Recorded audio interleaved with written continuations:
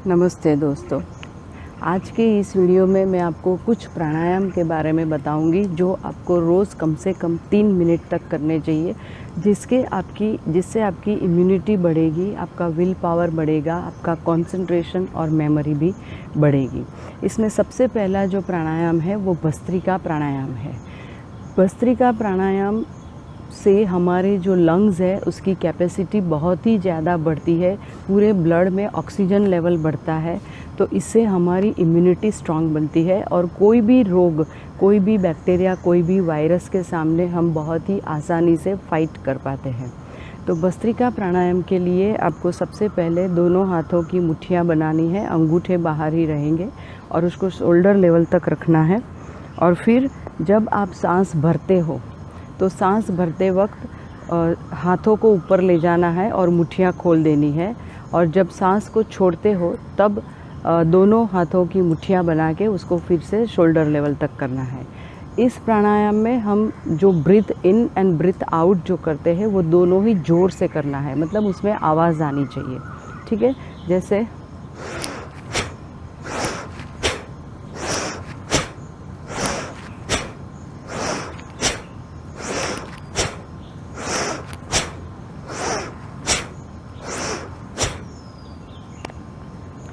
इस प्राणायाम के जो फ़ायदे हैं वो अनगिनत है।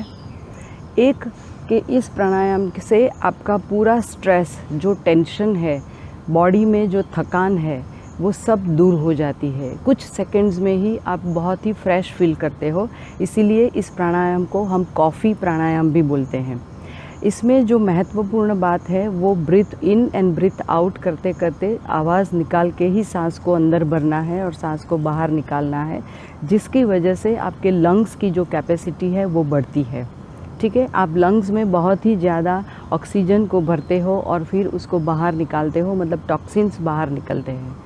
ठीक है, तो इसीलिए ये प्राणायाम जो है उसको 15-15 या 20-20 के एक राउंड, मतलब 15 बार एक राउंड या तो 20 बार एक राउंड, ऐसे 3 राउंड करने चाहिए। ठीक है, तो ये प्राणायाम अगर आप रोज़ 3 मिनट तक करते हो तो इससे आपको बहुत ही ज़्यादा फ़ायदा होगा। आप बहुत ही एनर्जाइज फील करोगे। कोई भी प्राणायाम में जब हम ब्रीद इन करते हैं देन वी गेट एनर्जाइज, एक शक्ति मिलती है हमको, और जब ब्रीथ आउट करते हैं तब हम रिलैक्स हो जाते हैं। ठीक है, तो ये भस्त्रिका प्राणायाम जो आपको 15-15 या 20-20 के 3 राउंड रोज़ करने चाहिए। दूसरा है अनुलोम विलोम प्राणायाम। अनुलोम विलोम प्राणायाम में आपको एक हाथ जो आपका लेफ़्ट हैंड है उसको प्राण मुद्रा में रखना है। प्राण मुद्रा मतलब हमारी जो लास्ट 2 फिंगर्स है उसके टिप को अंगूठे के टिप की तरफ रखेंगे और बाकी की 2 उंगलियों को सीधा रखेंगे। तो ये प्राण मुद्रा है। इससे हमारा ऑक्सीजन लेवल मेंटेन रहता है, हमारे जो बॉडी के अंदर जो विटामिन्स हैं वो बैलेंस रहते हैं। तो प्राण मुद्रा में, या तो फिर आप ध्यान मुद्रा में, मतलब जो फर्स्ट फिंगर है उसको अंगूठे से ऐसे लगा के रखोगे, बाकी की 3 जो उंगलियां हैं वो सीधी रहेगी, तो ये ध्यान मुद्रा है। ठीक है, तो ध्यान मुद्रा या प्राण मुद्रा में आपको एक हाथ रखना है। दूसरा हाथ जो आपका राइट हैंड है उसको इस तरह से आपको रखना है। इसको रखने के लिए आप ये 2 फिंगर्स जो है उसको फोल्ड करके अंगूठे के मूल में रख सकते हो, या तो बीच की 2 जो फिंगर्स है उसको अंगूठे के मूल में रख सकते हो, और ये जो फर्स्ट और लास्ट फिंगर है उसको इस तरह से सीधा रखना है। ठीक है, इस तरह से एक सीधा बैठेंगे और एक पूरी सांस अंदर भरेंगे और उसको बाहर निकाल देंगे। उसके बाद ये अंगूठा और उंगली से हम नाक को बंद करेंगे। उसके बाद उंगली को उठा के लेफ़्ट नोस्ट्रिल से हम ब्रीथ इन करेंगे और फिर उंगली से लेफ़्ट नोस्ट्रिल को दबा के जो राइट नोस्ट्रिल है वहाँ से अंगूठे को उठा लेंगे और फिर ब्रीथ आउट करेंगे। जो ब्रीथ इन करते हो उसके कंपैरिजन में ब्रीथ आउट के लिए डबल टाइम लगना चाहिए। मतलब आप 20 के काउंट में या 4 के काउंट में अगर ब्रीथ इन करते हो तो 8 के काउंट में आपको ब्रीथ आउट करना है। इसका फ़ायदा क्या है? तो जब हम इनहेल करते हैं, ठीक है, 4 के काउंट में इनहेल करते हैं और फिर जब 8 के काउंट में एक्सेल करते हैं तो ज़्यादा देर तक ऑक्सीजन हमारे लंग्स में रहता है और उसको हमारे ब्लड के साथ मिक्स होने का, ब्लड में डिज़ोल्व होने के लिए, ब्लड में घुलने के लिए उसको ज़्यादा टाइम मिलता है। इसलिए पूरी बॉडी को ज़्यादा ऑक्सीजनेटेड ब्लड मिलता है। ठीक है, तो एक बार शुरू करते हैं और लेफ़्ट से ही शुरू करना है, क्योंकि ये जो लेफ़्ट जो हमारी नोस्ट्रिल है उसको हम चंद्र नाड़ी बोलते हैं। चंद्र नाड़ी जो है वो शांति का प्रतीक है, इसलिए लेफ़्ट नोस्ट्रिल से ही हम स्टार्ट करते हैं और लेफ़्ट से लेंगे और राइट से एक्सेल करेंगे, फिर राइट से इनहेल करके जब लेफ़्ट से एक्सेल करते हैं तब एक राउंड ख़त्म होता है। ठीक है, तो ऐसे आपको 15 से 20 राउंड, मतलब आपको 3 से 5 मिनट तक ये प्राणायाम का अभ्यास करना है।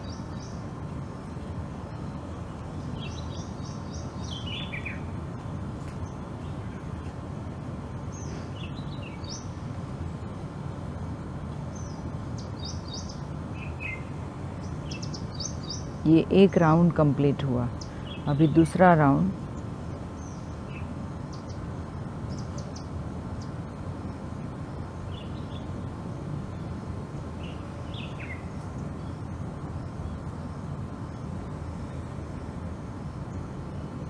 बिल्कुल शांति से करना है, कोई जल्दबाजी नहीं करनी है इसमें। धीरे धीरे से इनहेल, धीरे धीरे से एक्सेल। जब आप इनहेल करते हो तब पॉजिटिव चीज़ों के बारे में सोचना है, जैसे मैं बहुत कॉन्फिडेंट हूँ। जब एक्सेल करते हो तब सोचना है कि मेरे मन के अंदर का जो डर है वो बाहर निकल गया है। फिर से जब आप इनहेल करते हो तब सोचना है कि मेरे शरीर के अंदर पॉजिटिव एनर्जी बढ़ रही है। जब एक्सेल करते हो तब सोचना है कि मेरे बॉडी के अंदर जितने भी टॉक्सिन्स है, जितनी भी नेगेटिव एनर्जी है वो बाहर निकल रही है। ठीक है, इस तरह से जब इनहेल करोगे तब सब कुछ पॉजिटिव सोचना है, जब एक्सेल करोगे तब बॉडी की नेगेटिविटी को बाहर निकालना है। ठीक है, इस तरह से आप करते रहोगे तो बहुत ही ज़्यादा लाभ होगा। जब ऑटो सजेशन के साथ आप प्राणायाम करते हो तो उससे अधिक लाभ होता है और आप ज़्यादा देर तक कर पाते हो। ठीक है, फिर से एक बार इस तरह से मैंने ये दोनों फिंगर्स जो है, जो लास्ट जो ये बीच की जो 2 फिंगर है उसको मैंने ऐसे फोल्ड कर दिया है और फिर लेफ़्ट नोस्ट्रिल से इनहेल 1 2 3 4, उसके बाद 1 2 3 4 5 6 7 8,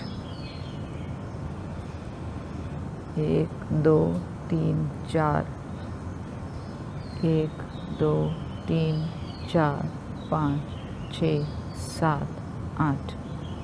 इस तरह से करना है। ये अनुलोम विलोम प्राणायाम है, इससे आपकी मेमोरी बढ़ती है, मन बिल्कुल शांत हो जाता है, शरीर शांत हो जाता है, बॉडी के अंदर, अपने ब्लड के अंदर जो ऑक्सीजन लेवल है वो मेंटेन रहती है, हमारे बॉडी के जो विटामिन्स है वो बैलेंस रहते हैं और शरीर के अंदर जो भी नेगेटिविटी है वो बाहर निकल जाती है। भस्त्रिका प्राणायाम में भी जब हम एक्सेल करते हैं ज़ोर से तो हमारे फेफड़ों के अंदर हमारे जो सांस हम बाहर निकाल रहे हैं उसके साथ साथ बहुत ही ज़्यादा टॉक्सिन्स शरीर में से बाहर निकलेंगे। ठीक है, तो ये हुआ अनुलोम विलोम प्राणायाम। अभी जो तीसरा प्राणायाम है वो है भ्रामरी प्राणायाम। इसमें मतलब हमको क्या करना है, तो जो 2 अंगूठे हैं उसको कान के अंदर डालना है। ये कान का जो ये छोटा हिस्सा जो है उसको दबा देना है, इससे कान बंद हो जाएंगे। फिर जो हमारी ये जो बीच की जो 2 फिंगर्स है उसको यहाँ नाक और आँख के पास उसको दबा के रखना है। यहाँ एक्यूप्रेशर का पॉइंट होता है तो यहाँ दबा के रखना है। फर्स्ट फिंगर को फोरहेड पे रखेंगे और जो लास्ट फिंगर है उसको ऐसे फ्री रखेंगे और फिर एक लंबी गहरी सांस भरनी है और भंवरे की तरह आवाज़ करते करते म के उच्चारण से सांस को बाहर निकालना है।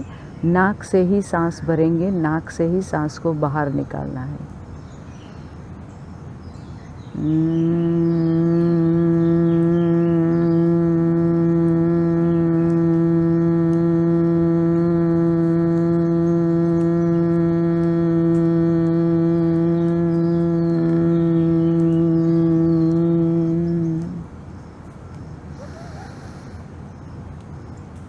फिर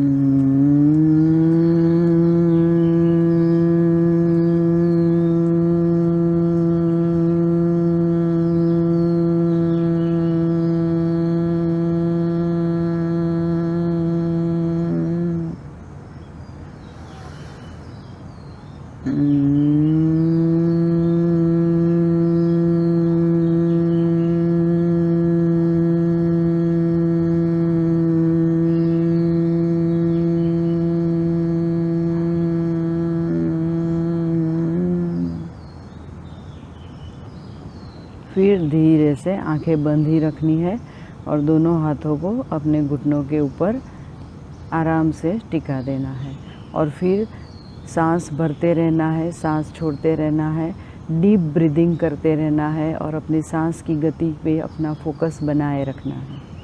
ये भ्रामरी प्राणायाम से जो फ़ायदे हैं वो ये है कि हम म का उच्चारण करते करते एक्सेल करते हैं।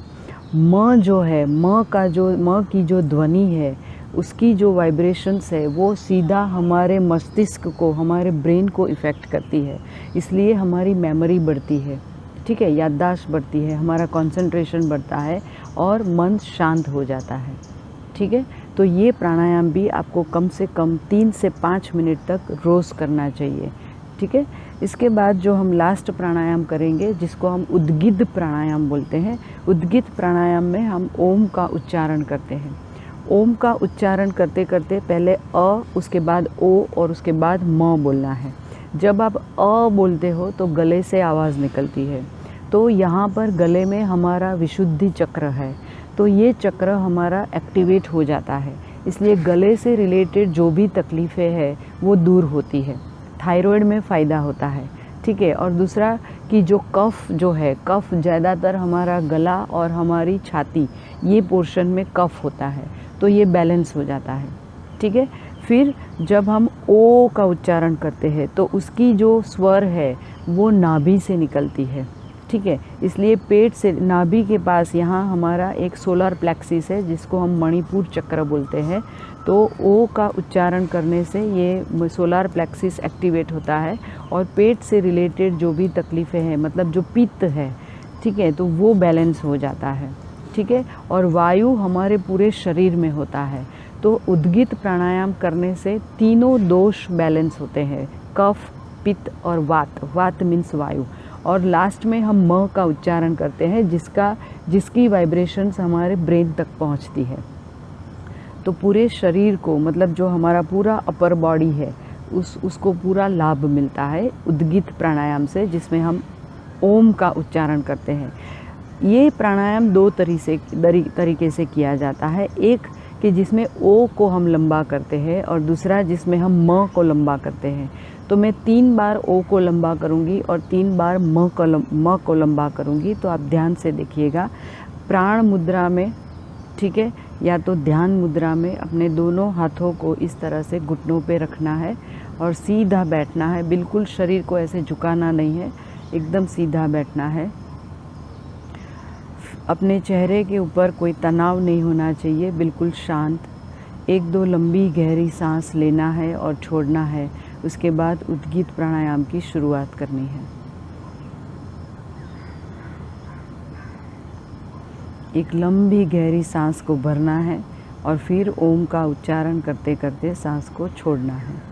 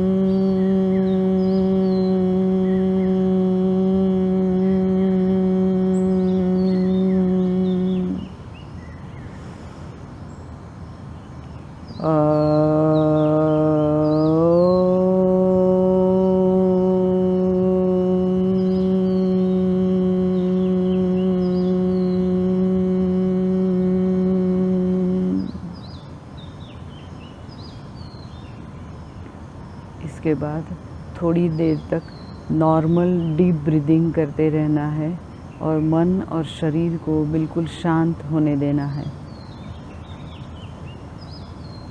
फिर दोनों हथेलियों को घर्षण देके इस घर्षण से जो ऊर्जा उत्पन्न हुई है उससे पूरे चेहरे के ऊपर पहले अपनी हाथ अपनी आँखों को देंगे। ठीक है, आँखों को इस तरह से, हाथों को जो आँखें हैं उसको हाथ की हथेलियों से ढक के रखना है और अंदर आँखों को खोल बंद करना है। फिर पूरे हाथों को चेहरे के ऊपर और फिर पूरे मस्तिष्क के ऊपर फैला के पूरी ऊर्जा जो है वो अपने पूरे शरीर को देनी है। ठीक है, तो ये जो उद्गीत प्राणायाम जो हमने किया उससे बहुत ही ज़्यादा लाभ होता है। इसको अगर आप ज़्यादा देर तक सांस को रोक के रखना चाहते हो, मतलब ओ या म का उच्चारण लंबे समय तक करना चाहते हो, तो आपको कोई भी एक चित्र उसको अपने ये आज्ञा चक्र जो है उसके अंदर विजुअलाइज करना है। जैसे ओम का चित्र होता है, या तो आपके कोई भी इष्ट देवी या देवता है उसका चित्र, या तो अपनी बॉडी का जो पार्ट आपको परेशान कर रहा है, मतलब जैसे कहीं पर कुछ दर्द है तो उस पार्ट को यहाँ पर विजुअलाइज करना है और उसके बाद आपको ये उद्गीत प्राणायाम करते रहना है। ठीक है, तो इससे आपको बहुत ही ज़्यादा लाभ मिलेगा। तो ये जो 4 प्राणायाम हमने सीखे, एक भस्त्रिका, एक अनुलोम विलोम, फिर भ्रामरी प्राणायाम और उद्गीत प्राणायाम, ये चारों प्राणायाम के पीछे आपको कम से कम 3 से 5 मिनट तक का समय निकालना है, जिससे मतलब आप जैसे सुबह में अगर आप प्राणायाम करते हो तो शाम को आपको जो मैंने आसन मेरे पिछले वीडियो में जो बताए थे उसका अभ्यास करना है। या तो सुबह आप थोड़े आसन और थोड़े प्राणायाम करो और शाम को थोड़े आसन और थोड़े प्राणायाम का अभ्यास करो।